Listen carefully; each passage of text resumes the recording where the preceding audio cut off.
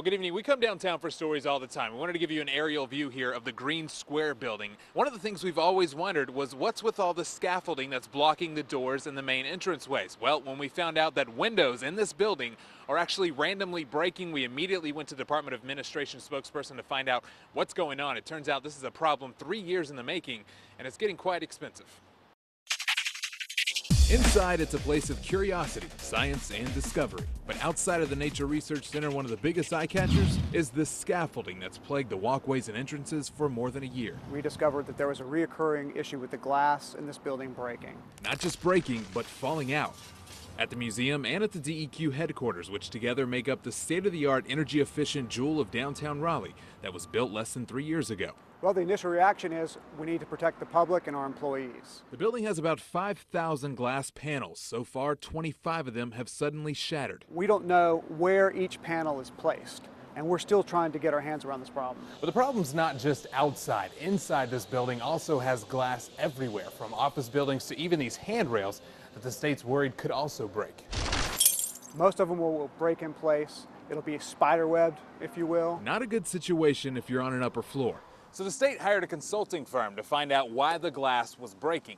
They found it's actually a tiny impurity in the glass called a nickel sulfide stone. Once it's exposed to heat and humidity, that stone expands, shattering the glass. It's been told to me by a 35-year state employee veteran that this is the most complex issue he has seen. A complex issue that spokesman Chris Mears says is actually industry-wide when it comes to glass buildings, but it's costing you more and more each day. Why so long? Why is it taking so long to get this addressed? Well, the first thing we have to do is get our hands around the problem. So far, taxpayers have paid about $60,000 replacing glass and nearly $400,000 for scaffolding.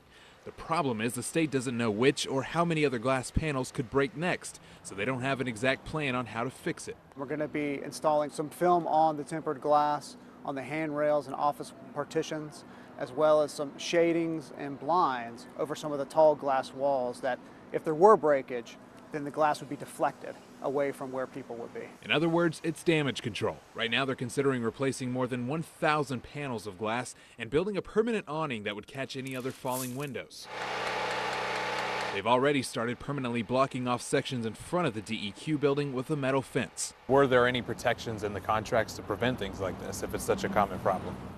Well, it's probably commonly accepted. I can't say for certainty. Are you guys going after the company at some point? We're not there yet. I don't have an answer for you. With so much glass at risk in such a public place, it's gonna cost, and it's not gonna be cheap. So potentially, could we get stuck with the bill? I mean, there's a potential for anything, but at this point, it's unclear. In the meantime, Mears says their focus is just making sure no one gets hurt. Who do you think should pay for this? Well, the first thing we want to do is make sure this is a safe facility for our employees and for the general public. We've identified money in the budget. Why should it be the state's responsibility to pay for bad windows? Well, the state has a responsibility to protect its citizens, and that's what we're doing first and foremost here. Sure. But as far as actual, later down the road costs, ultimately? We're not even there yet. I can't even speculate on who's going to bear the ultimate cost in this. The state plans to start work on the protective measures by the end of the year, but as for a completion date, that's not crystal clear either. Do you have an ultimate timeline of when you guys want all this done? We do not. We can't foresee an end at this point.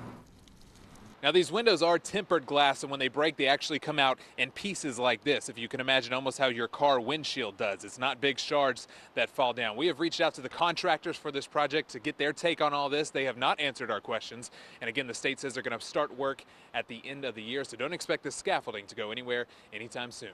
From Raleigh, Jonathan Rodriguez, WNCN News.